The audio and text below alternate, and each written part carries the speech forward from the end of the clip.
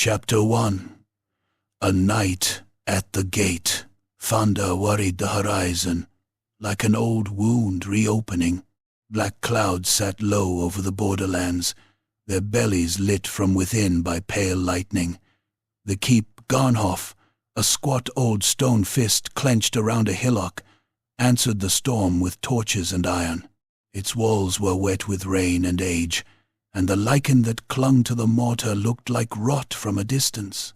Beyond the ditch and the palisade, the road ran out into a world that wanted nothing but to swallow men whole. On the battlements, the watch stamped their feet against the cold and spat over the parapet. The wind flung the spit back sometimes. That was the kind of night it was. Sergeant Huld watched the road through the curtain of rain, squinting into darkness that felt thick enough to cut. "No one rides in this," he muttered, more to himself than to the boy beside him. The boy, fresh-faced, hands too clean for a border, keep forced a laugh he didn't feel. "Maybe the storm will drown the beast-men before they—" A flash of lightning cracked the sky in half, and the boy flinched so hard his spear tip scraped stone. The thunder that followed rolled down the hills and hit the keep like a battering ram. Somewhere below, a horse screamed in the stables. Huld turned to cuff the boy, more habit than cruelty, when the road answered the lightning with a second flash, a small, steady glow moving through the rain. A lantern, and beneath it, the silhouette of a rider. The figure came on at a walking pace, unhurried, as if the storm was nothing more than a mild inconvenience. The lantern's light swung from the rider's hand, and the glow slid across the mud like a searching eye. The horse was big, black, and built like it had been carved from the night itself. Water ran in sheets from its flanks. It did not shy from the thunder. Huld felt his mouth go dry. "Who in Sigmar's?" the boy whispered. The rider drew nearer, and the keep's torches found him. Not a peasant, not a courier. His cloak was heavy and old, the kind worn by men who thought themselves above weather and common sense. Under it, battered finery, a breastplate, dulled by travel, rivets tarnished, edges nicked. At his throat, a gorget shaped like a stylized dragon's jaw, the metal dark as old bruises. On his shield hung a heraldry that made Huld's eyes itch. Once it might have been proud, a device of crimson and bone white, but it had been scraped away in places, like a man had tried to erase it with a knife. The remaining lines were wrong, not defaced by accident, defaced by choice. The rider stopped outside the gatehouse, just beyond bowshot if the archers cared to be cautious, and lifted his lantern. He did not shout. He did not need to. Something in the air changed, subtle as a blade leaving its scabbard. The horse exhaled, and the steam that rose from its nostrils looked too pale, too thick. "Gate!" Huld barked, voice cracking. "Wake the bloody captain!" "Now!" The boy ran, boots slapping wet stone. Huld signaled the archers, and 6 arrowheads appeared above the crenellations, aimed down into the rain. "State your business," Huld called, leaning out so the rider could hear him over the storm. "Name and banner." The rider tilted his head. The lantern swung, and for a moment the light caught his face. He was pale, pale in the way a man becomes after winter in a cellar or after too many nights without sleep. His eyes were dark, but not empty. They watched the walls with calm interest, as if measuring. When he spoke, his voice carried, clear as a bell through rain. "I am Valen Drake," he said, "a knight-errant, a seeker of vows." Huld felt the words settle into the stones. Not a boast, a statement heavy with intent. "This is Garnhof, Huld snapped. We don't trade in vows. We trade in steel and grain, and we're closed. Valendrake smiled faintly polite, almost amused. You are not closed to me. Behind Huld, boots thundered on the stairs. Captain Marta Kell emerged onto the battlements like a knife being drawn. Lean, hard-eyed, hair bound tight beneath a helm that had seen too many seasons. Rain slicked the leather of her coat. She took one look at the rider and didn't bother asking the sergeant what he'd done wrong. Who? She demanded. Huld swallowed. Calls himself Valendrake, once. Marta stepped to the parapet. You there, rider. This is a border keep under watch. If you're lost, keep riding. If you're hungry, there's a village 2 miles east that'll sell you stew. If you're here for trouble, we've got arrows enough to nail you to the road. Valen lifted his lantern a fraction, and the light painted his gauntleted hand. His fingers were long. The gauntlet was old, the knuckles worn smooth by use. There was dried mud on the cuff. There was something darker than mud under his nails. I am not lost, he said. I am not hungry, and I am not here for arrows. Then speak, Marta said, before I decide you're a raider with manners. Valen's gaze moved, unhurried, over the soldiers on the wall, the archers, the watchfires. He watched a man scratch his nose with the back of his hand, like he wanted to wipe away a bad feeling. He watched the way one sentry's grip tightened on his spear. Then he returned his eyes to Marta. At dawn, Valen said, your champion will meet me in single combat. A murmur ran along the battlements, quick as rats. Marta's expression did not change, but her jaw tightened. We don't hold tournaments here. This is not a tournament, Valen replied. It is a challenge. On what grounds? Valen's smile sharpened just enough to make the hair at the back of Huld's neck rise. On the grounds of honor and oath and necessity, Marta barked a short laugh that held no humor. Honor, that's a city word. Out here, we put down wolves and burn bodies. If you want to fight, you can have one with my men, or you can leave. I do not want your men, Valen said, as if discussing wine. I want Sir Eberhardt Voss. The name landed like a thrown stone. Even in the storm, even in the stink of wet leather and smoke, the garrison reacted. Heads turned, eyes narrowed. The keep's champion wasn't merely a man. He was a story the border folk told themselves when the woods howled and the fields burned. Sir Eberhardt Voss, the sword-arm that had broken a raid 2 winters past, the shield that had held the gate when the ditch ran red with mud and blood. Marta's eyes flicked briefly toward the inner yard, as if she could see through stone into the barracks where Voss would be resting, sharpening his blade, pretending sleep was still a thing men could have. And why, she said carefully, would my champion meet you? Valendrake lowered the lantern. The light slid away, leaving his face half in shadow. When he spoke again, his voice was soft. Because I demand it, he said. Because he cannot refuse without breaking what he is. And because I have come a long way to take what is mine. Marta's hand moved, almost unconsciously, toward the hilt at her belt. What do you mean mine? She said. Valen's gaze held hers. Rainwater ran off the edge of his cloak, a steady drip. I will take his blade, he said, and I will take his name.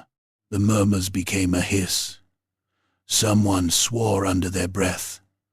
Huld felt the boy beside him tremble. though the rain hid it. Marta leaned forward, voice low and sharp. You don't take a man's name. Names aren't coin.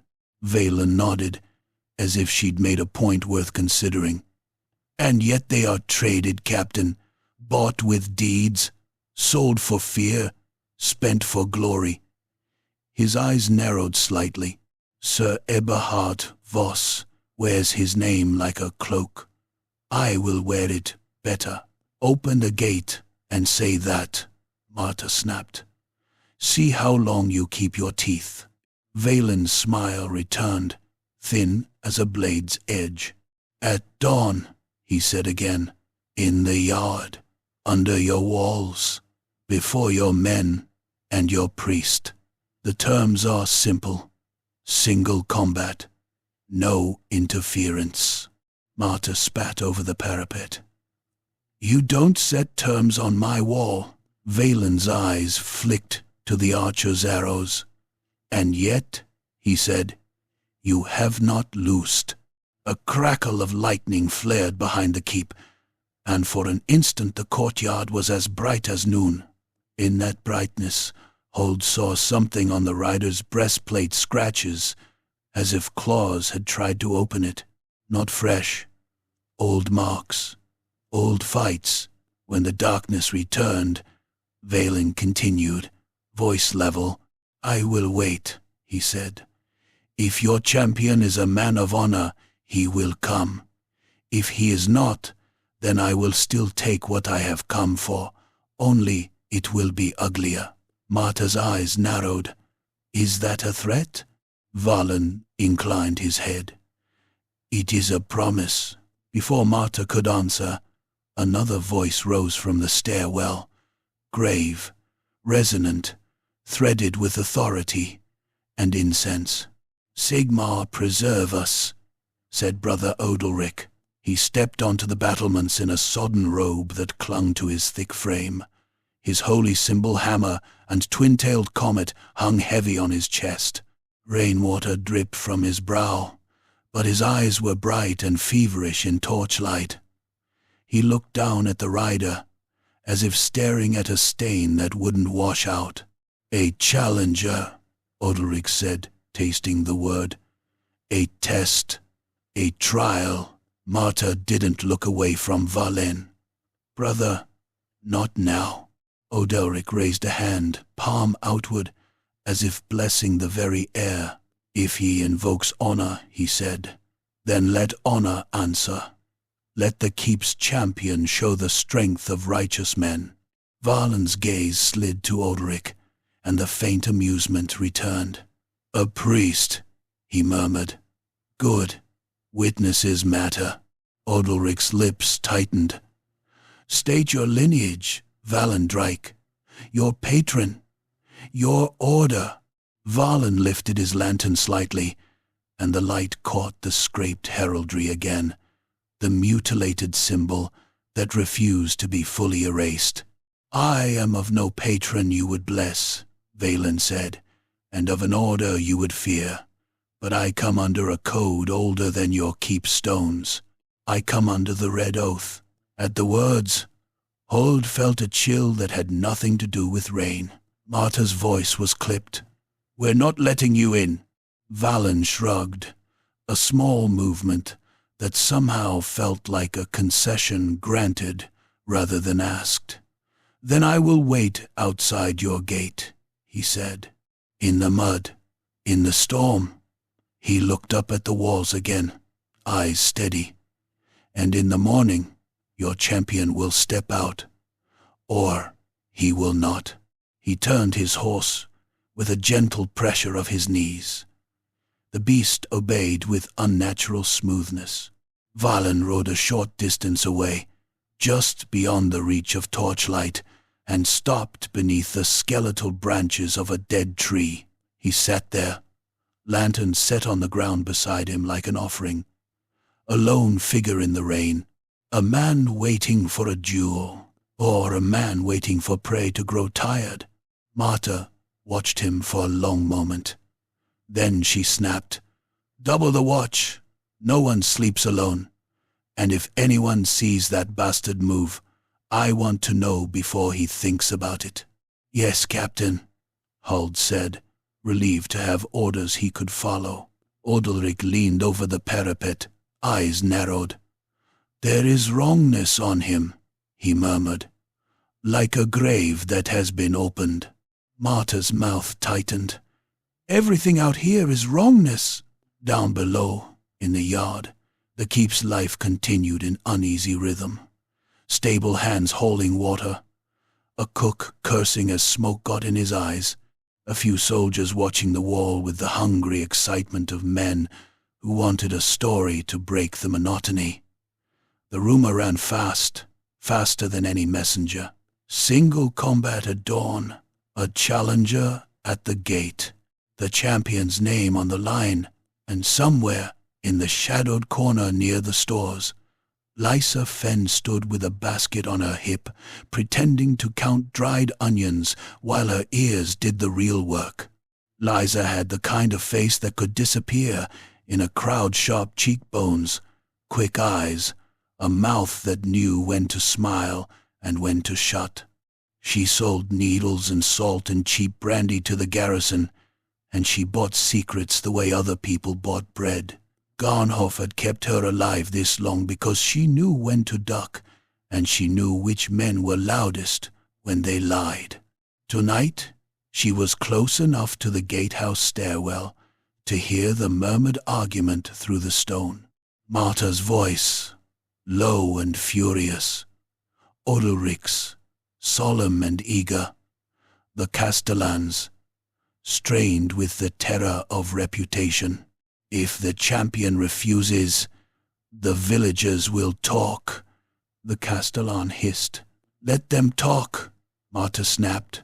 "Talk doesn't stop arrows. It stops tithes," the Castellan said.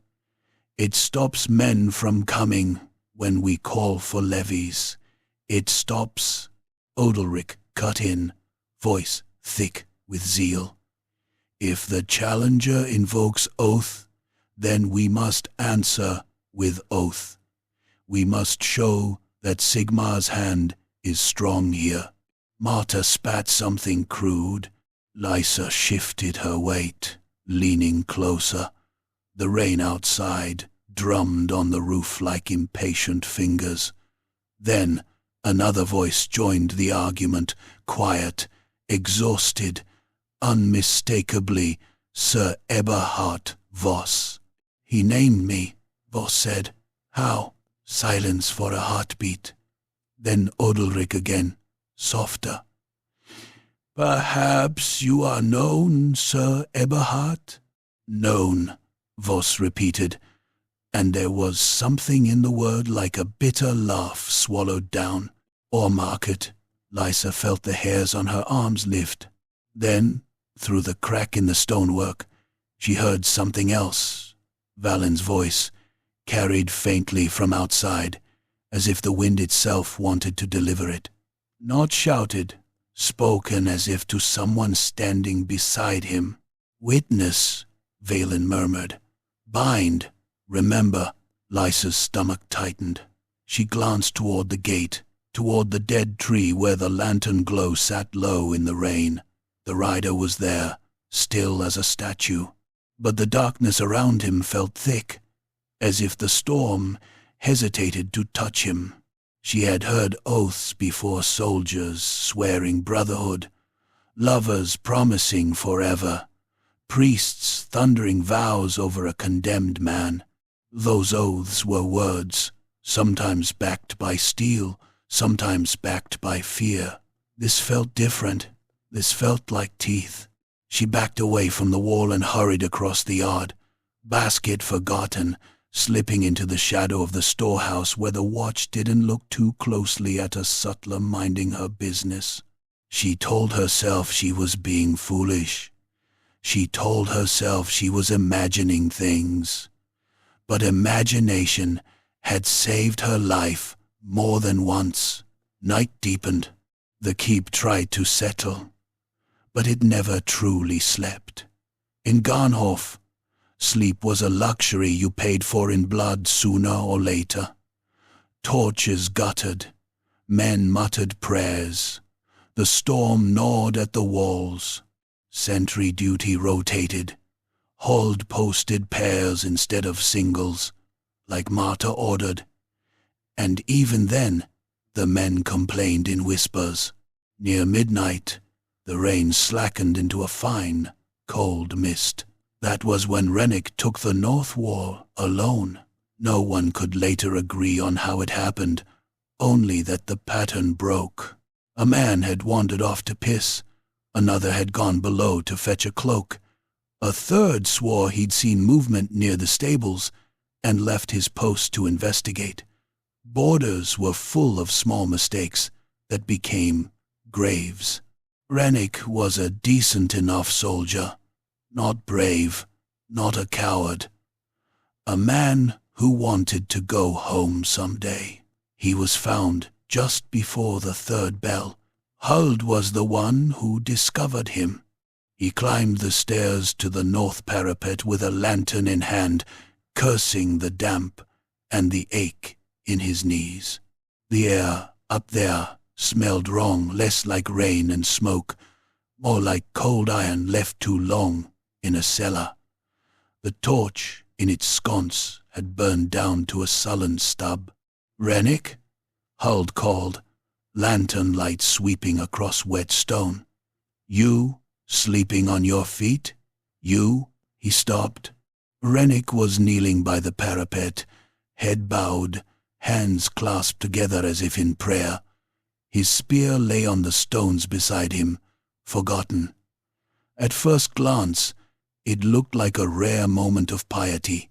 Then Huld saw the color of Rennick's skin, not just pale waxen, drained, as if the life had been poured out of him and whatever remained had been left to set. His lips were slightly parted, and a thin line of dark ran from the corner of his mouth, washed by rain but not erased. His eyes were open, staring down at his clasped hands with blank devotion. Huld swallowed hard. He reached out, touched Rennick's shoulder with 2 fingers. The body swayed. Rennick toppled sideways, hitting the stones with a dull, heavy sound that did not belong to sleep. Huld stumbled back, lantern shaking. "Sigmar!" And that was when he saw the ribbon. A thin strip of red cloth, clean and vivid against the gloom, tied neatly around Rennick's wrist. Not knotted like a bandage, tied like a gift, like a token from a lover, like a mark. Pinned beneath it, tucked under the knot, was a sliver of parchment no bigger than a thumbnail. The ink on it was so dark it looked wet. Huld did not want to touch it. He touched it anyway. His fingers closed on the parchment, and for a moment the cold of it seemed to seep into his skin. He unfolded it with trembling hands. There was only one line, written in careful, elegant script. "Ad-Dam." Thunder grumbled far away like a beast clearing its throat. Huld's lantern light flickered, and for an instant the shadows on the parapet looked like they leaned toward him. Below, in the yard, a dog began to howl low and miserable, as if it had caught a scent it could not escape. Huld backed away from Rennick's body, eyes darting to the darkness beyond the wall, to the road, to the dead tree, to the distant smear of lantern glow still burning outside the gate. Valendrike waited in the storm like a patient executioner, and somewhere in the keep's stones something had already begun to answer his oath. Chapter 2. The Blade That Remembers. By the time the third bell finished trembling into silence, the keep had the smell of bad decisions, wet wool, lamp oil, and fear sweated out through pores. Garnhof stones held cold like a grudge. The corridors breathed damp air that tasted faintly of iron, as if the walls themselves remembered blood better than prayer. They brought Rennick down from the north wall, wrapped in a cloak that had once been green. It was a color you only saw on banners and fresh spring shoots, and it looked obscene against the pallor of what lay inside it. Men averted their eyes, not because they were tender, but because the border taught you a cruel lesson. If you stared too long at death, it learned your face. Captain Marta Kell stood in the yard as the body was carried past. Rain ticked from the brim of her helm. She did not reach out, did not bless, did not flinch. Her mouth was a thin line. "Who broke rotation?" she asked. No one answered. That was an answer in itself. Brother Odalric arrived with a lantern and a censer, the chain clinking with every step. He leaned over the cloak, lips moving, not in comfort but in inventory, counting sins, weighing them. The red ribbon had been removed from Rennick's wrist and sealed in a waxed pouch like contraband. "Not beastmen," Odalric murmured. "Not the common dead. This is deliberate." "Everything out here is deliberate," Marta said. Her gaze lifted to the gatehouse, to the slit windows above, to the wall where torches hissed and guttered. Beyond the gate, beyond the ditch, there was that dim ember of lantern light still burning beneath the dead tree. Valen Drake waited, without a campfire, without a tent, without so much as a shiver. Marta's fingers flexed, as if she wished the wind had a throat she could throttle. "Wake Voss," she said. "Now, and bring Lysafen. If she's selling secrets, I want mine bought first." A runner went. Boots slapped stone. Odalric watched the pouch with the ribbon, as if it might wriggle. "He tied it neatly," he said, "as if it mattered, as if the gesture was part of the killing." "It's a message," Marta replied. "So we understand he can reach over our walls." Odalric's eyes narrowed. "Or so something else understands."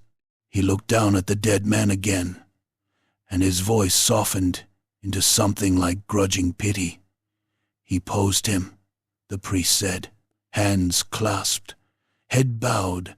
"He made a mockery of prayer, or he made prayer into a trap," Marta said. The priest's gaze flicked to her, sharp. He did not like her cynicism, but the border had sandpapered piety into something hard and practical. "If it is oath magic," he said, "it does not need mockery. It needs witness." Marta snorted. "We've got plenty of that." They moved the body into the cold room near the stores, where salted meat hung and the air bit like teeth. Odalric chalked a hammer sigil on the door and muttered words under his breath. The chalk looked small on the wood. The words sounded smaller. In the barracks, Sir Eberhardt Voss sat on the edge of his cot with his gauntlets in his lap and his boots still on, as if he had never truly expected sleep to hold him. The runner had found him, already awake. He was older than the stories made him, not ancient, but worn the way a blade was worn, sharpened and nicked, kept useful by constant care. His hair, once dark, was threaded with grey at the temples. His knuckles were swollen and scarred, the skin thickened by years of gripping sword and shield. A long pale line ran up his neck and vanished into his collar. When Marta entered, he rose without haste, like a man stepping into weather. "They found another?" he asked. "One," Marta said. She kept her voice flat, posed, drained, with his wrist tied like a festival prize. Voss's gaze dropped, as if he could see Rennick laid out on the stones. "Drained," he repeated. "So it's true." "You knew?" Marta demanded. He met her eyes. There was no fear there, but there was something worse. Recognition. "I suspected," he said. "When he named me, when he asked for my sword and my name. You should have told me what you suspected, Marta snapped. Voss's mouth twitched.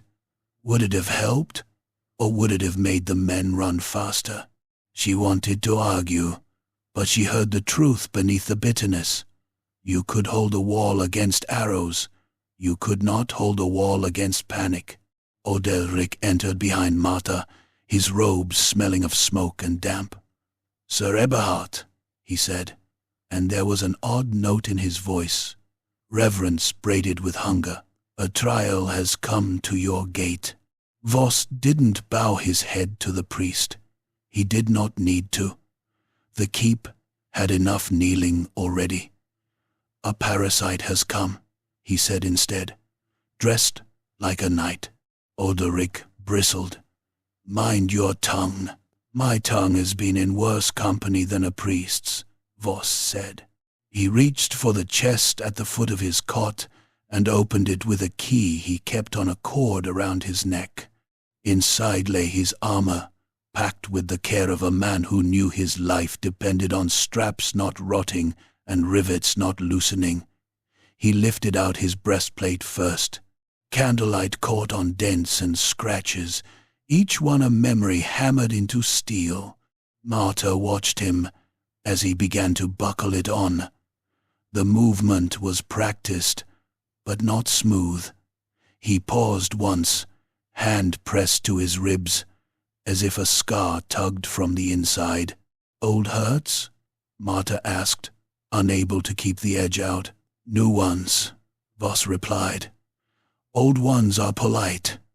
They ache quietly. New ones scream.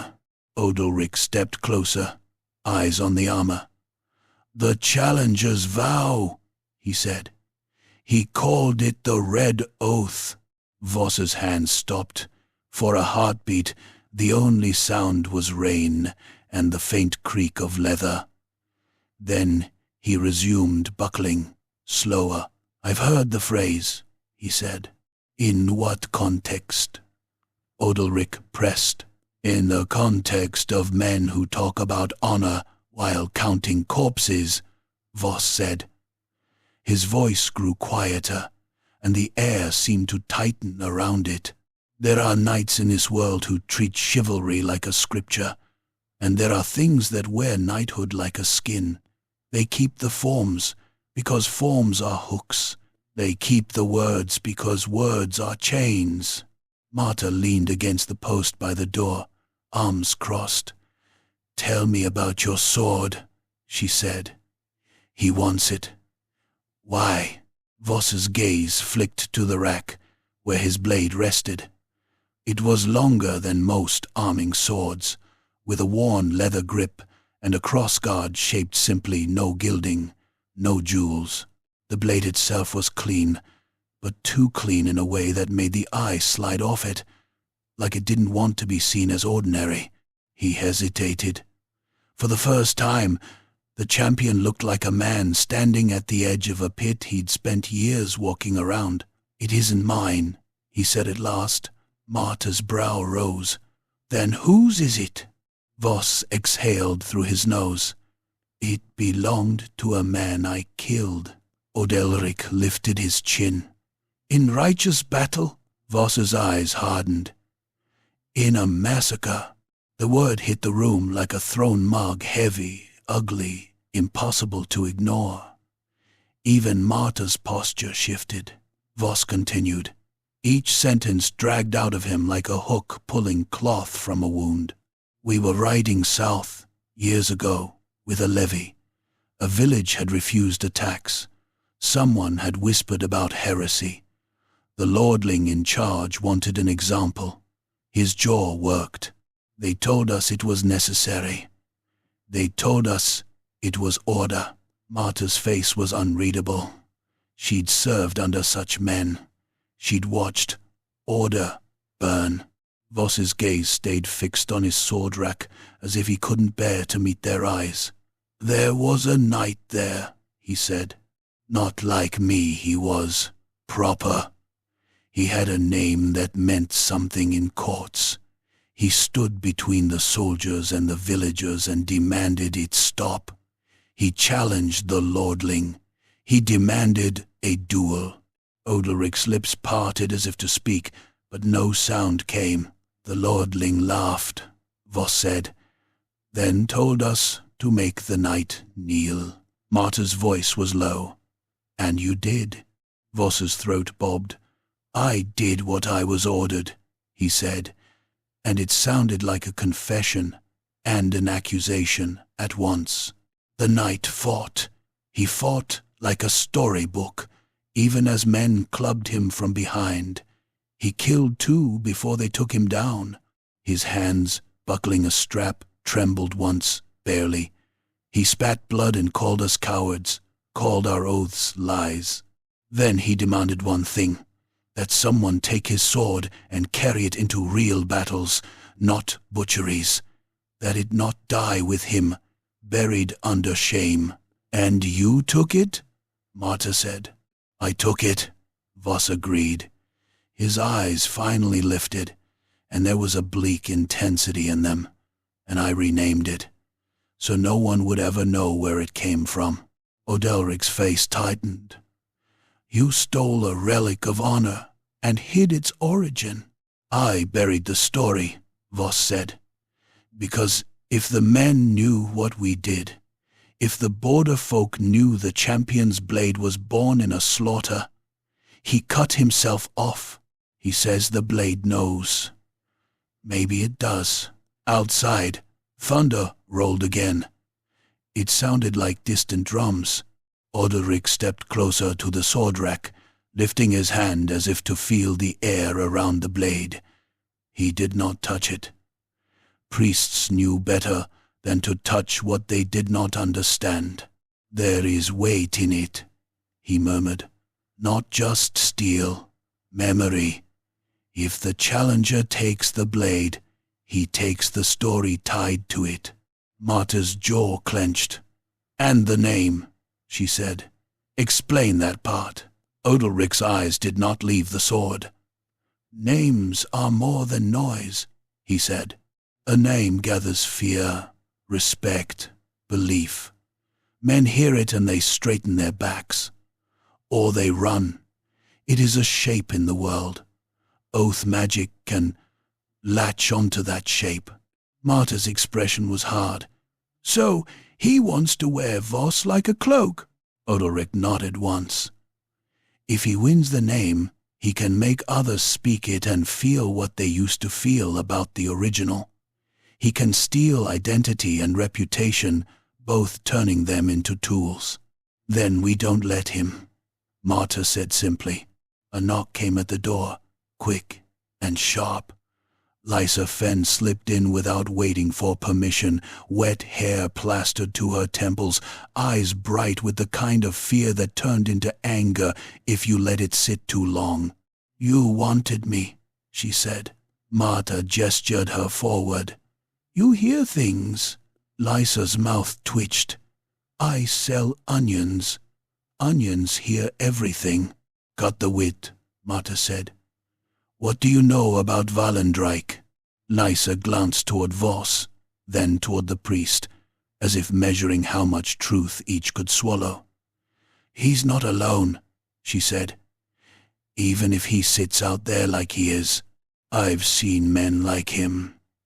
Not in armor, in taverns, in markets. The ones who walk like they own the air. And when trouble starts, they smile, because trouble is why they came. Odalric frowned. Your point? My point is, Lysa said, leaning in. He's not just here to fight. He's here to open something. Marta's eyes narrowed. Say that again. Lysa swallowed. Old Garnhof has a belly, she said. Everyone knows. Tunnels, a sealed crypt, the cellar that nobody uses because the door's got priest chalk older than you. She nodded at Odalric. And chains under chains. I heard the Castellan's father used to say the keep was built on a wound. Voss's face went still. "The lower ward," he said quietly. Marta looked between them. "You knew about this too? I know there are places you don't go," Voss replied. "The Castellan keeps the keys. The priests keep the prayers." Odalric bristled again. "Those seals were placed for a reason. And if Valen's challenge is a key," Lysa said, "then the seals are what he's come to pick." Odalric's gaze snapped to her. "How would you know that?"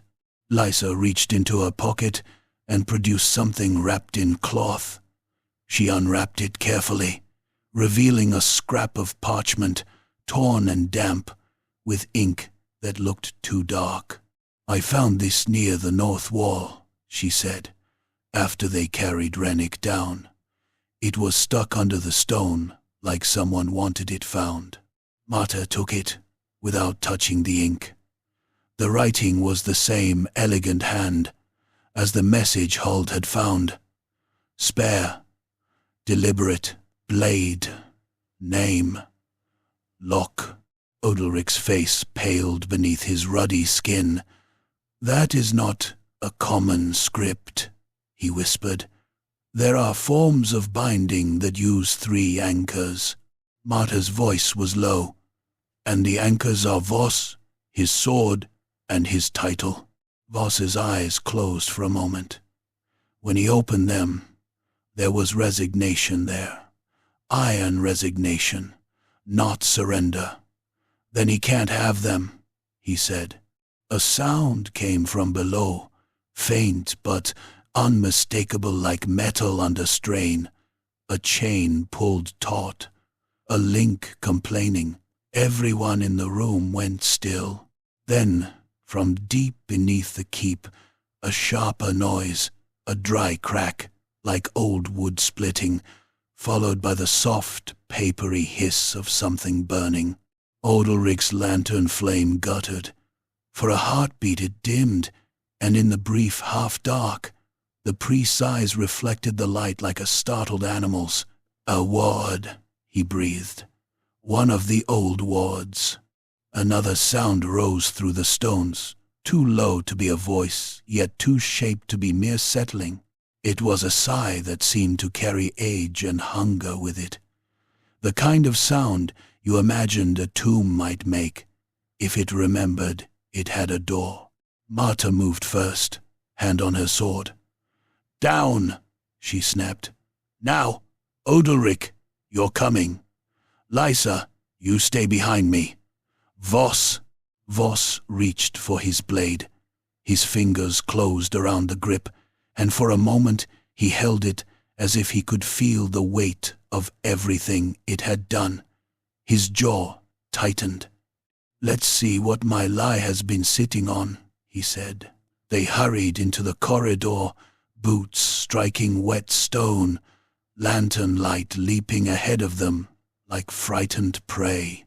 The keep felt different now, less like shelter, more like a cage that had just remembered it had a beast in its basement.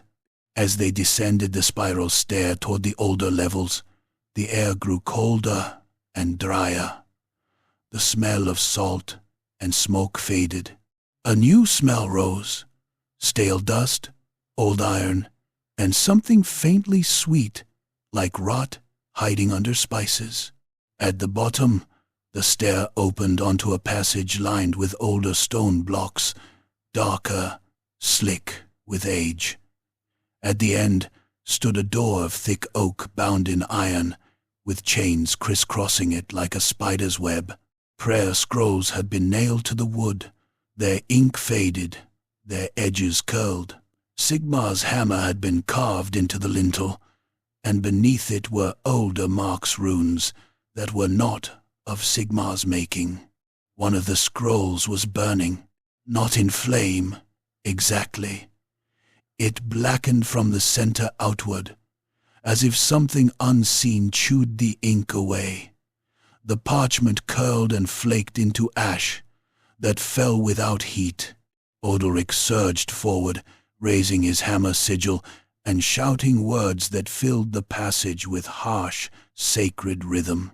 The air trembled as if struck. The burning slowed for a heartbeat, and then the chain snapped. It didn't explode. It simply gave up.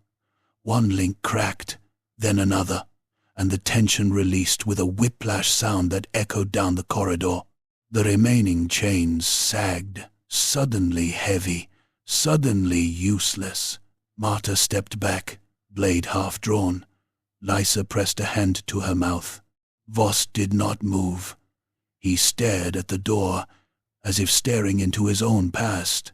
From the other side came a sound like nails on stone, slow, testing. Then, as if in answer to a private joke, the keep above them seemed to shudder just slightly as thunder rolled overhead. Somewhere beyond the walls, in the rain beneath a dead tree, Valendraike sat with his lantern glowing steadily, and though none of them could see him, all of them could feel it in their bones. He was smiling, like a man who had just heard the lock click open. Chapter 3. Dawn of Red Steel. Dawn came thin and sickly, like light strained through dirty cloth. The storm had spent itself in the small hours, leaving the world wet and raw. Rainwater clung to every stone lip and iron hinge. The yard of Garnhof keep was a basin of trampled mud, churned by boots and hooves into a brown paste that sucked at soles and stank of old straw and latrine runoff. The air carried mist instead of rain, now cold, pale vapor that drifted in ribbons and made men look like ghosts when they exhaled. They gathered anyway. Soldiers lined the yard in uneven ranks, helmets dull, eyes bright. A knot of townsfolk, teamsters, washerwomen. A cooper with hands like mallets stood behind a rope line that had been hastily strung between posts. No one spoke much. The keep had a way of teaching silence.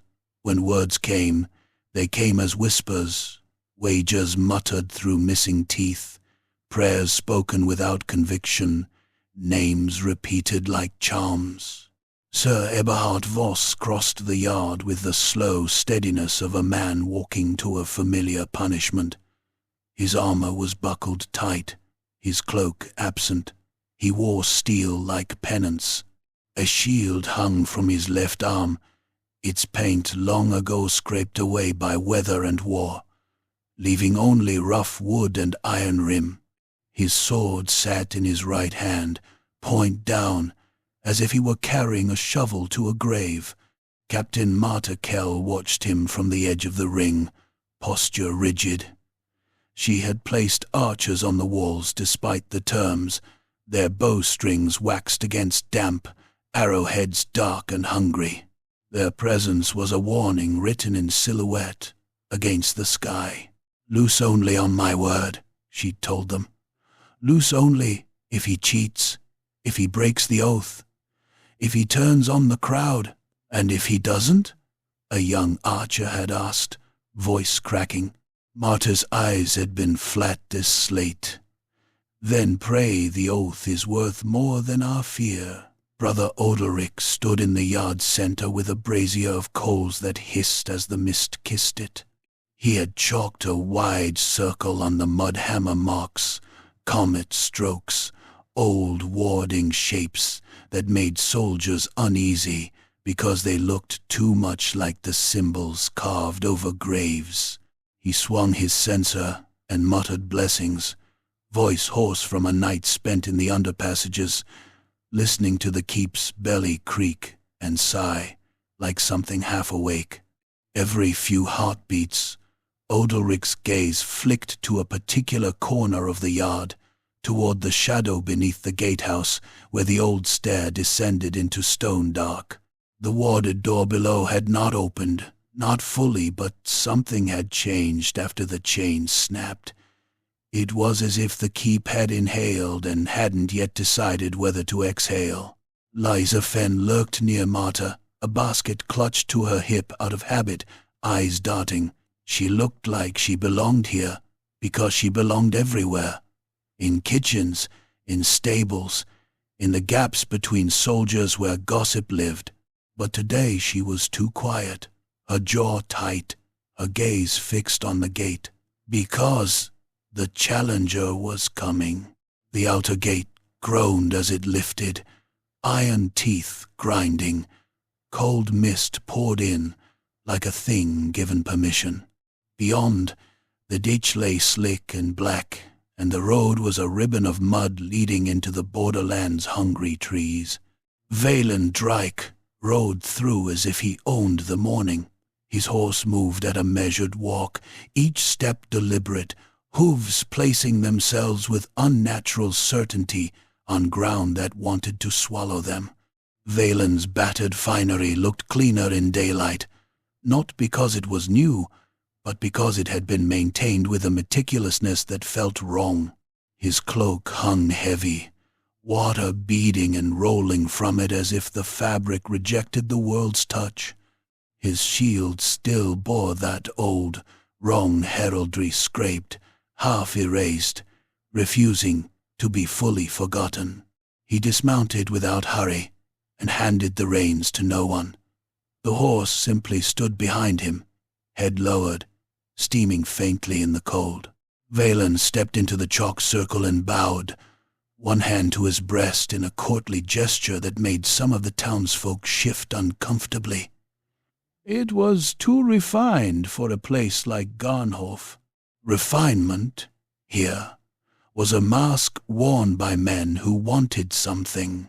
Sir Eberhardt Voss, Valen said, voice carrying cleanly across the yard, champion of this keep.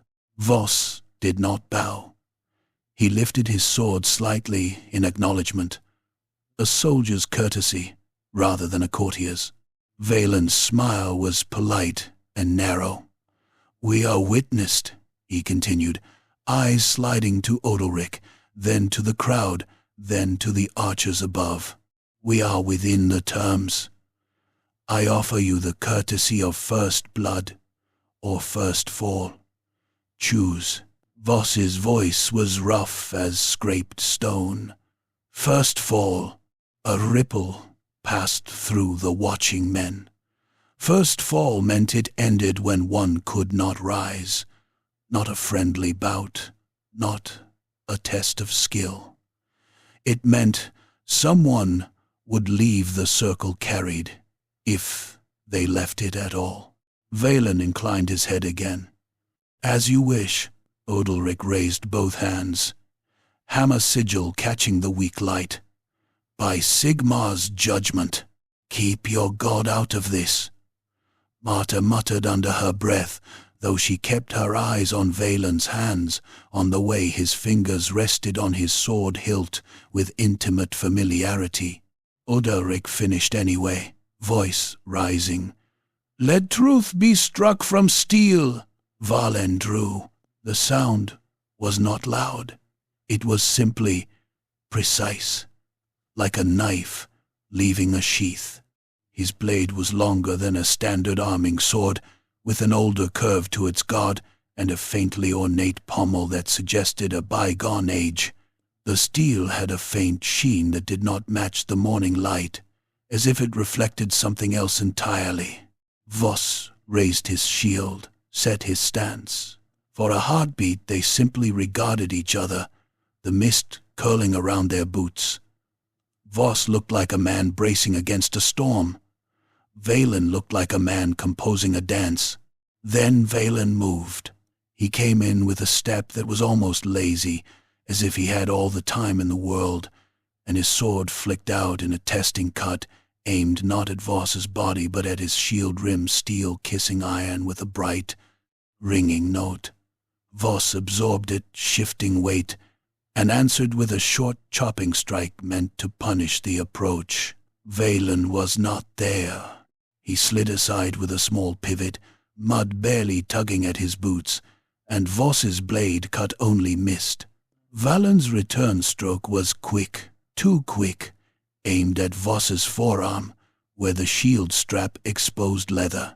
Voss twisted, the cut scoring his vambrace instead, sparks spitting.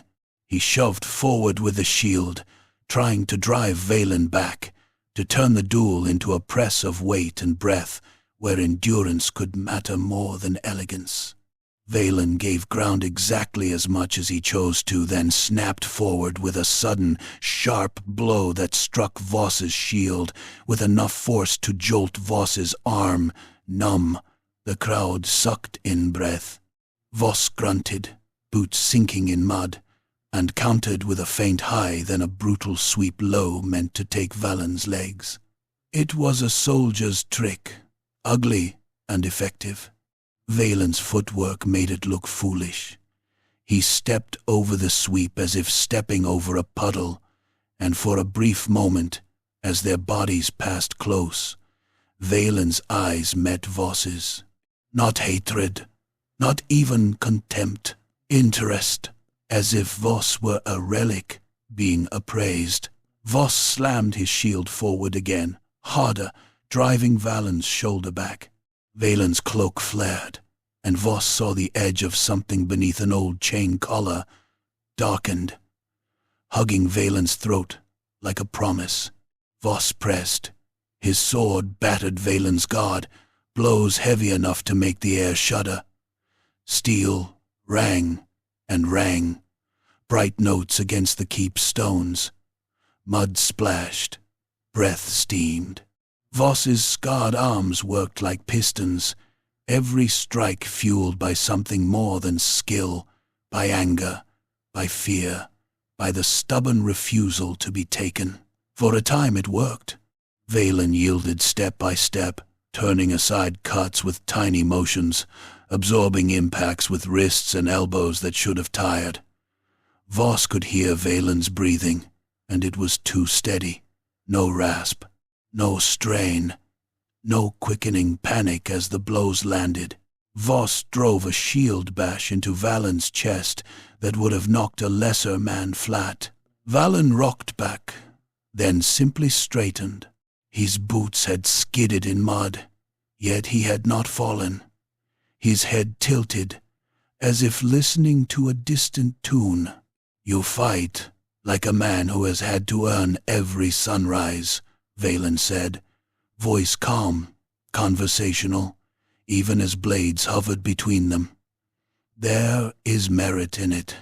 Voss spat into the mud. "Save your compliments." Valen's smile widened a fraction. "Oh, I will. I collect merit the way others collect coins." They circled.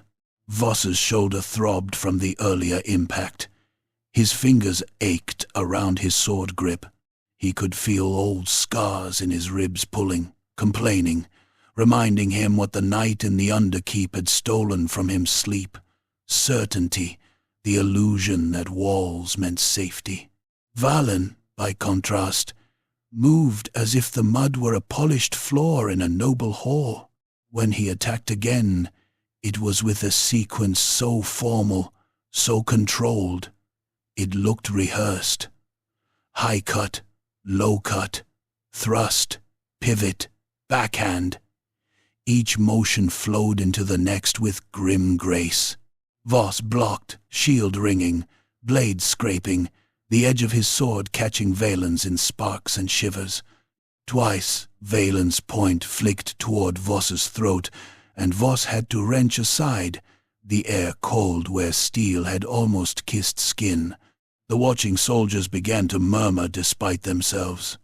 Not cheering, never cheering, but the sound men make when they see something that shouldn't be possible.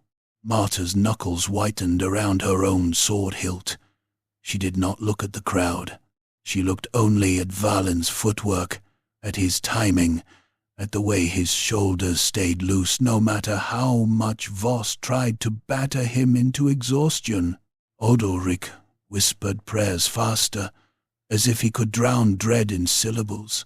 Voss struck hard again, this time committing fully, blade arcing with the weight of his body behind it. It was a cut meant to end things, to break guard and bone. Valen met it with the flat of his blade, and the shock ran up Voss's arms like a hammer blow. For an instant the world narrowed to vibration and numbness. Valen leaned in, their blades locked, faces close enough that Voss could smell him. No sweat, no human heat, only the faint, clean scent of cold stone and old metal. "You think this is for your life," Valen murmured. As if that were the prize. Voss's eyes burned. "Then what is?" Valen's gaze flicked to Voss's sword hand. "That," he said softly. "And what people call you when they need a hero." Voss's grip tightened. "You won't have either." Valen's smile became something like sympathy. "We shall see." They broke apart with a shove. Voss stumbled half a step in the mud, recovered, and lunged again, point driving for Valen's chest. Valen turned, the thrust sliding past his side, and in the same motion he hooked his blade against Voss's with a deft twist. For a heartbeat, Voss felt the sickening sensation of leverage turned against him, his own sword dragged, his wrist yanked, the mud refusing his feet purchase. He wrenched back with brute strength, breaking the bind. The move tore at his elbow. Pain flared. He hissed. Valen's eyes glittered. "There it is," he said, almost pleased. "The body betrays you. The story does not." Voss snarled and surged forward, forcing Valen to retreat again, shield first, trying to shove him to the circle's edge where mud was deepest and footing worst. If Voss could make him slip, if he could make him fall. Valen stepped back, one pace too many. His boot sank. The mud grabbed. For the first time, Valen's balance shifted. A subtle stumble, the smallest betrayal of physics. Voss saw it like a crack in stone. He drove in, with everything he had, shield smashing forward, sword following in a brutal, downward cut. Valen snapped his sword up too late to fully parry. The blow glanced, steel scraping steel, and Valen's cheek opened in a thin line as Voss's edge kissed it. A dark bead welled. The crowd made a sound like a single creature inhaling. Valen's hand went to his face, fingers touching the blood with an almost reverent delicacy. He looked at it on his glove, then he laughed quietly, warmly, as if amused by a clever joke. "First blood," he said, and there was delight in it. "Ah, how very human." Voss did not give him time to savor it. He struck again, battering Valen's guard, pushing him back, forcing him to spend that inhuman calm on survival. Valen's laughter faded into a smile. Then his eyes shifted, briefly, past Voss toward the gatehouse stair, toward the stone throat that led down into the keep's underbelly. A tremor ran through the yard. At first it was small, just a quiver that made puddles ripple. Some of the townsfolk thought it thunder, distant and delayed. Then the ground gave a deeper shudder, like a giant turning in its sleep. Odalric froze, his prayers snapping off mid-word, his face drained. "No," he whispered. "Not now." A crack split the mud near the duel circle's edge. Not wide, not dramatic, just a thin, jagged seam that oozed darker water. Then another crack. Then the air changed. A cold gust rolled up from beneath the keep. Not wind from the sky, but breath from stone. It smelled of dust and rust and something faintly sweet, like rot sealed too long. Torches along the yard's walls guttered as if someone had tried to snuff them with invisible fingers. Voss felt the hair on his arms rise under his mail. Valen stepped back smoothly, deliberately lowering his sword as if the duel was suddenly less important than what came next. His smile returned, wider now, satisfied.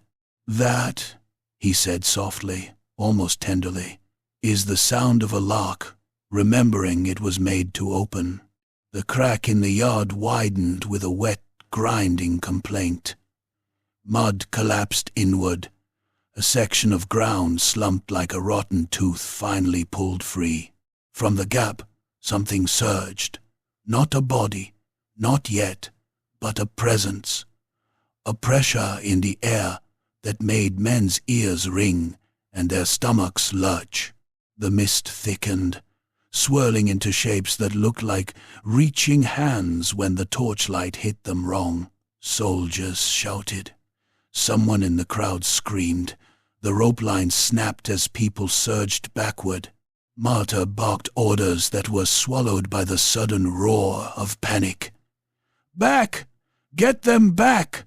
Archers aim low.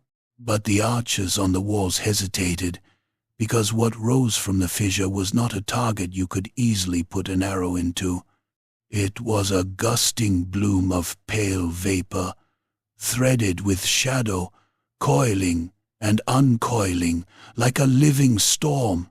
The curse wind hit the nearest soldier like a slap. He staggered as if struck, clutching his head, and began to babble names, prayers, apologies to people long dead. His knees buckled. He fell into the mud and did not rise, eyes wide and unfocused, as if staring into a memory only he could see. Another man tried to run and was caught by the edge of it. He stumbled, grabbed at his own throat, and tore off his helmet as if it were choking him. His face went slack with terror so pure it looked almost peaceful. The curse wind rolled onward, hungry and indiscriminate, slipping over the chalk circle like smoke, ignoring a weak line drawn in desperation. Odalric thrust his hammer sigil forward and shouted a warding litany, voice breaking, for a heartbeat.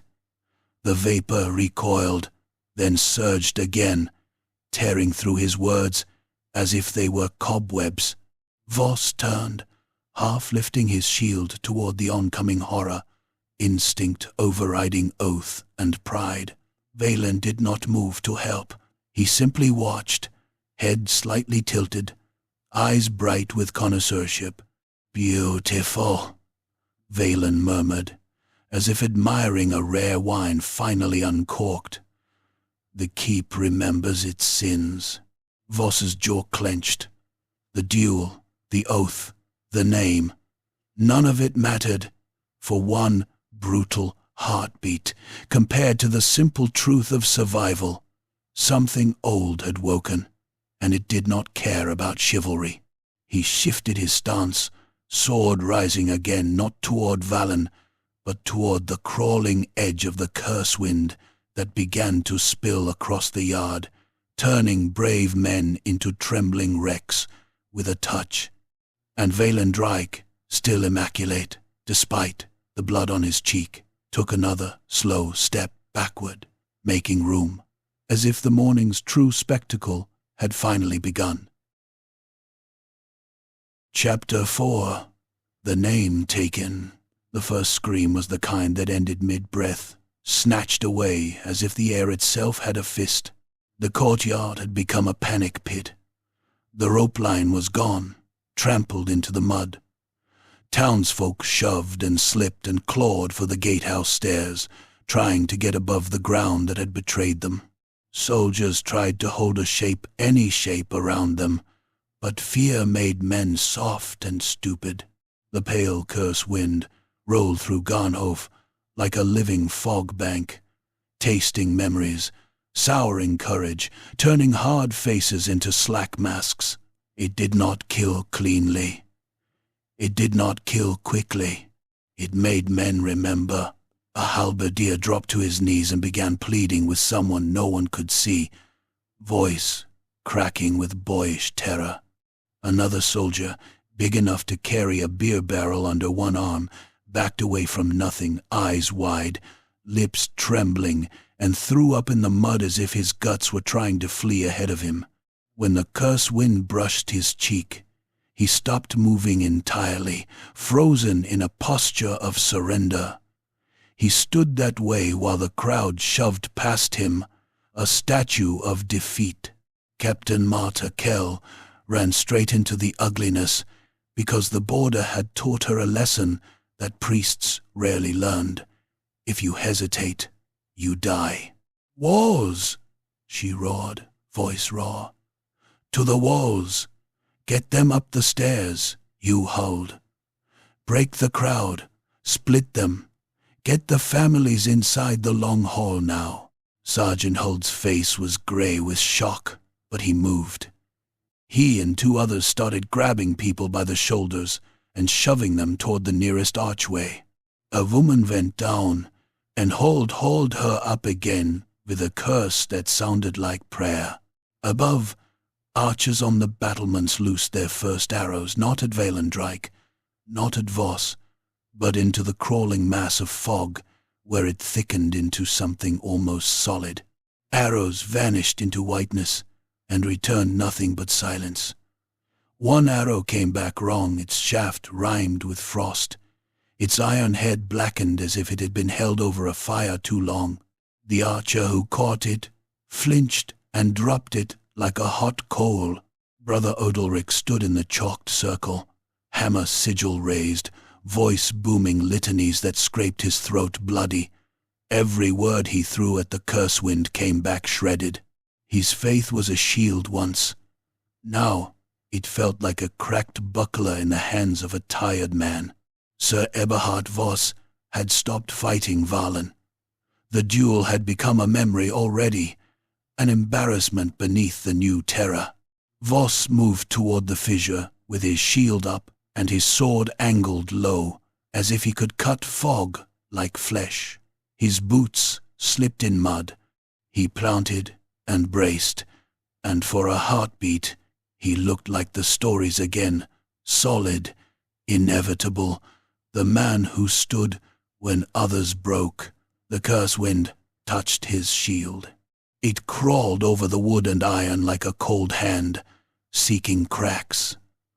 Voss felt it through the strap, through the metal, through his bones. His breath hitched. His vision narrowed. He saw a village burning, saw it as if he stood there again, smoke thick in his lungs, heard the screams, heard a nobleman laughing, heard a knight's voice, spitting blood, calling him coward. Voss growled and forced himself back into the yard with a violent blink. He bit down hard enough to taste iron. Pain anchored him. Rage anchored him. If the curse wanted memories, he would feed it ones sharp enough to choke on. Then Valendrake spoke behind him, low, smooth, infuriatingly calm. "Careful," Valen said. "It likes you. You're part of its story." "Ha ha ha ha." Voss turned, blade lifting. Valen stood out of the thickest fog, as if the fog respected distance. His cheek still bled from the cut Voss had landed, a thin line painted across pale skin. He looked almost pleased to wear it. "You did this," Voss rasped. Valen's eyes flicked toward the widening crack in the yard. "I did not make your keep a tomb," he said. "I only found the hinge." Marta shoved through the edge of the chaos and came up beside Voss, sword out, hair plastered to her temples. Her eyes were hard, but there was fear in them now, fear with teeth. "Inside," she snapped at Voss. "We can't hold this yard. We choke it in corridors. We—" Another shudder ran through the ground. The fissure widened, and the fog surged upward as if exhaling from the keep's bowels. Torchlight along the walls guttered again. Somewhere, stone cracked with a sound like a snapped spine. Lysa Fenn appeared behind Marta, clutching her basket like it was a shield. Her eyes were huge. "The stair!" she shouted. "The understairs open! Someone's down there!" Odalric's voice cut through the noise, suddenly high with horrified understanding. "The lock!" he screamed. "Sigmar, preserve, the lock is failing." He staggered toward them, robes splattered with mud, face shiny with sweat. His eyes locked onto Voss's sword with a fervor that made him look half mad. "It was bound," Odalric panted. "Long ago, before my order even held. Garnhof, this keep was built to cap something. A wound in the earth, a hunger. They sealed it with an oath, and a symbol, a champion, a blade, a name. The roll. Anchors the ward." Marta stared at him. "Speak sense." Odalric grabbed Voss's forearm with a grip that hurt. "Your sword is not merely steel," he said. "It is a key. Your name is not merely reputation. It is a peg hammered into the world. Together they hold a promise, shut, if he takes either, if he takes both." Valen's smile widened.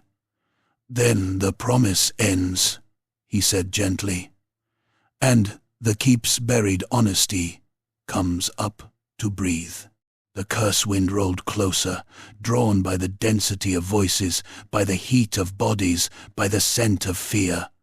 A soldier stumbled into it and dropped his sword as if it had turned to venom. He backed away with his hands raised, whispering apologies to his dead mother, and vanished into the mist. Marta's jaw clenched. "So what? We kill him, now." She lunged fast, brutal, a commander's decisive strike. Valen turned her blade aside with a single motion that looked effortless. Steel rang. Marta's arm jolted, pain flashing up to her shoulder. She recovered instantly and struck again, cut, thrust, cut, driving him back with sheer intent. Valen's footwork was immaculate. He gave ground in measured steps, parrying with minimal movement, as if conserving himself. His eyes never left Voss. Marta realized it an instant too late. She wasn't the target. She was an interruption. Valen slid inside her third strike and struck the flat of his blade against her wrist with a precise snap. Marta's sword flew from her grip, spinning end over end into the mud. She did not freeze. She did not plead. She rammed her shoulder into him, trying to use her weight to topple him.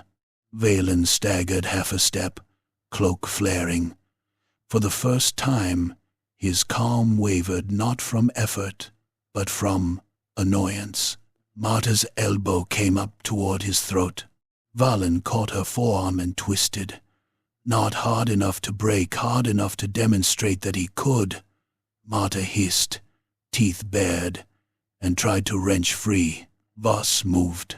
He stepped in and slammed his shield into Valen's ribs with a savage shove that would have knocked a man flat. Valen slid back, boots skimming mud, and Marta tore free, snatching her fallen sword from the mire. "Inside," Marta spat. "We're bleeding time." Valen's gaze went past them toward the gatehouse stair, toward the shadows where the underkeep's throat waited. The fog licked at the stone entrance like a tongue. "I agree," Valen said softly. "Time is bleeding." He turned and began to walk, not run toward the stair. Voss chased him, boots heavy, shield up. Marta followed, and Lysa followed them, because there was no safe place left to stand still. They plunged into the keep's interior, leaving the yard's chaos behind to echo and swell. The corridors were narrower, the ceiling lower, the air thicker with smoke and damp. Torches sputtered in brackets, their flames bending as the curse wind seeped through cracks in stone like water through cloth. Shouts bounced off walls. A child cried somewhere. A man prayed and was answered only by the scrape of something moving in the dark below. Down the spiral stair they went, the old stone slick underfoot. Odalric followed last, muttering words that tasted like ash. The deeper they descended, the more the air changed colder, drier, laced with that faint sweet rot that made the tongue want to recoil. At the bottom, the chain door waited oak, bound in iron, the prayer scrolls half burnt, the hammer sigil above it smeared by age. The snapped chain links lay like dead snakes on the floor. Valen stood before it, head tilted, listening. From the other side came a slow, deliberate scratching. Nails on stone, a patient hunger. Marta raised her sword. "Enough," she snarled. "I'll gut you right here." Valen turned, and in the torchlight his face was almost handsome if you ignored the blood, the pallor, the emptiness behind the eyes that looked older than any man's. "You may try," he said, "but you will fail, because you are not the hinge." He looked at Voss. "And you," Valen continued, voice almost kind, "will succeed or fail depending on whether you cling to your lie." Voss's throat worked. He could feel the sword in his hand as if it were heavier now, swollen with history. He could feel the keep above them trembling, stones arguing with gravity. He could feel the curse wind pressing down the stairwell, like breath searching for lungs. "What do you want?" Voss said. Valen's smile sharpened. "Your blade," he said. "Your name. Your story. I will wear it, and I will walk away, and everyone who speaks Eberhardt Voss will feel what they used to feel, only it will belong to me. Honor, you see, is a weapon. Oaths are chains for other men." Odalric's voice shook. "If he takes it, the ward breaks completely." Marta spat, eyes burning. "Then we don't let him. Voss kill him." Voss stared at Valen, and the old shame rose like bile.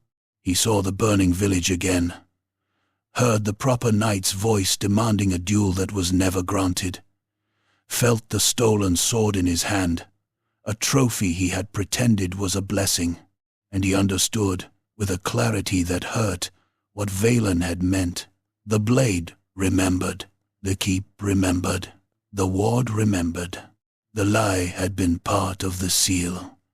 A champion with a stolen sword and a stolen story, holding back something hungry with the weight of a name people believed in. Valen's eyes watched him, like a predator watches the moment prey decides whether to run. Voss lifted his sword. Marta tensed beside him, ready to spring. Then Voss did the last thing anyone expected. He turned his blade and drove its point into the stone at his own feet. Steel shrieked as it bit rock. Sparks spit. The sound was obscene in the narrow passage, like a scream forced through iron teeth. Everyone froze. "What are you doing?" Marta hissed. Voss's voice came out hoarse, loud enough to fill the corridor and climb the stairwell like smoke. "I am not Sir Eberhardt Voss," he said. The words landed like a hammer blow. Valen's smile faltered just slightly, the first crack in his composure. Odalric made a strangled sound. "No, don't," Voss continued, voice rising, dragging truth out into the air like a corpse from a river. "That name belongs to a story," he said. "A story I wore because it held this keep together. A story built on a sword I stole and a slaughter I helped commit.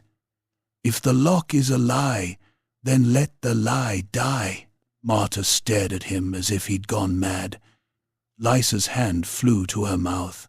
Valen stepped forward, sudden sharpness in his movement. "You cannot discard a vow by speaking." "Yes," Voss snarled. "You can if you mean it." He yanked the sword free from the stone with a grinding wrench and held it up, point aimed not at Valen, but at himself, at his own chest. "My name is Eber," he said, voice shaking with fury and relief. "Eber of nowhere. Eber who crawled out of mud with nothing but teeth and spite. I took a knight's blade, and I took a knight's life, and I hid behind his honor because mine was too small."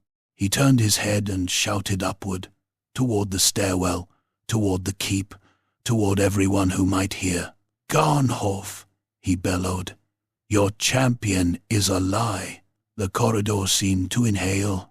The torch flames bent. The air tightened. The curse wind above them wailed, as if angered by truth. Valen's face twisted not in rage, but in something like hunger denied. "You would unmake yourself," he breathed, stunned. "To spite me, to save them," Voss snapped, jerking his chin toward the stair. "To seal what we woke." Odoric's eyes were wild with realization. "A counter-oath," he whispered. "If the roll anchors the ward, then a new roll, new words, new binding." Marta's gaze flicked from Voss to the door. The scratching behind it had grown louder, more impatient, as if whatever waited within sensed the seal weakening and wanted to push through before it could be remade. "Do it," Marta growled. "Whatever you're doing, do it now." Valen moved like a blade, leaving a sheath. His sword flashed toward Voss's throat, not killing, not yet, but cutting the air with lethal intent.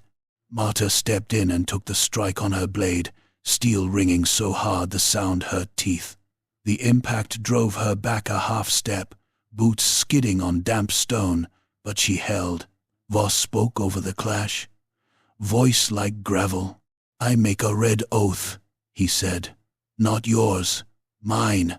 He lifted his sword and, without hesitation, dragged the edge across his palm. Pain flared, sharp and clean. Blood welled dark and hot, spilling down his fingers. Not a fountain, not a spectacle, just enough to make the truth real. He slapped his bleeding hand against the door's iron binding, leaving a wet print. "By my blood and my shame," Voss said, "I bind myself to this keep. I bind my life to its stones. I bind my fear to its lock. I am no champion for songs, only a nail in rotten wood. Let the ward take my name, what little it is. Let it hold with that." The air shuddered. The hammer sigil above the door seemed to darken, as if soot gathered around it. The half-burnt prayer scrolls fluttered. The scratching behind the door stopped sudden, alarmed, like a creature sensing a trap being sprung. Odoric surged forward, voice booming now with renewed force, seizing the moment. He pressed his holy symbol against the blood-smeared iron and shouted words that were older than his own fear, words taught to priests who guarded graves and gates. Marta held Valen at bay, trading quick, brutal strikes in the narrow corridor. There was no grace in it, only survival. Valen's formality was still there, but it had hardened into efficiency. Marta fought like a woman trying to keep a knife out of her ribs while the world collapsed. Valen's eyes kept flicking to Voss's blood on the door. His smile was gone now. "You cannot simply," he hissed, and there was genuine anger in it at last. "You cannot deny me the prize." Voss turned, bloody hand still pressed to iron. His face was pale with pain, but his eyes were clear. "I can," he said, "because the prize was never mine to begin with." Valen lunged again harder. Marta met him, steel shrieking. Their blades sparked in the cramped air. Marta's shoulder slammed into the wall. She grunted and drove an elbow into Valen's chest. Valen barely reacted, but he did step back, one step, then another, as the air around the door thickened with something like pressure. The ward was knitting itself shut, not with pretty words and painted banners, but with blood and confession.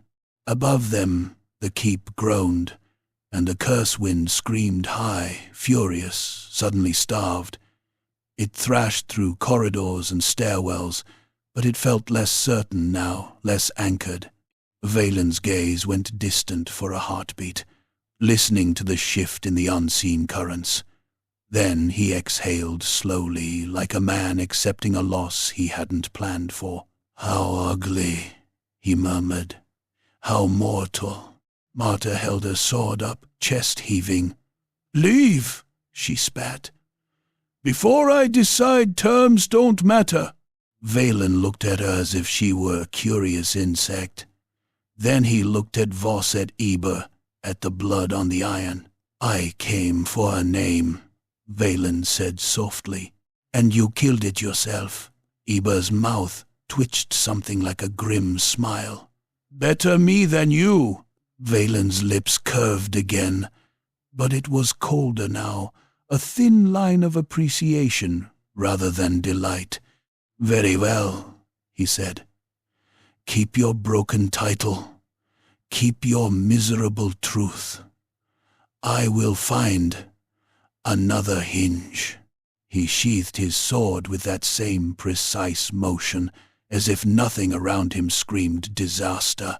Then he turned and walked up the stairs, unhurried, stepping past terrified soldiers in the corridor as if they were furniture. No one struck him from behind. No one dared. They heard his footsteps fade. They heard the keep settle slightly as the ward took hold. The scratching behind the door did not return. The air remained cold, but it was a cold like stone, not a cold like hunger.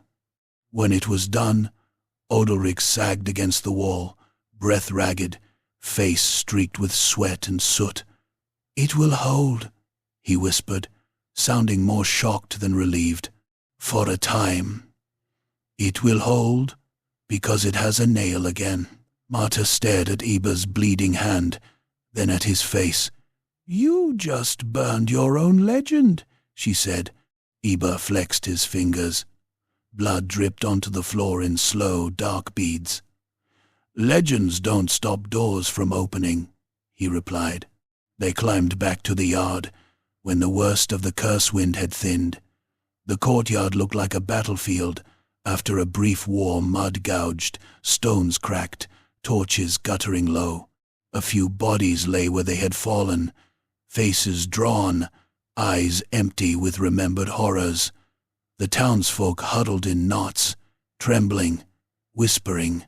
Above, a banner hung limp from the battlements, soaked and heavy. Marta stood in the open gate, staring down the road. Far out beyond the ditch, a lone rider moved through the pale morning mist, cloak trailing like a dark ribbon. Valen Drake did not look back, but faintly, so faintly, it might have been wind, there came a sound like humming, courtly, unhurried, a tune for halls with polished floors and clean hands, a tune no living throat should know so well. Eber stood beside Marta, his sword heavy at his side, his palm wrapped in a strip of cloth torn from his own sleeve. He watched the road until the rider vanished into the borderland's hungry trees. Then, without ceremony, he turned away from the gate and walked into the keep, like a man returning to work. Behind him, the name Sir Eberhardt Voss began to die in whispers slowly, bitterly, while Garnhof stones held their breath and waited for whatever would come next.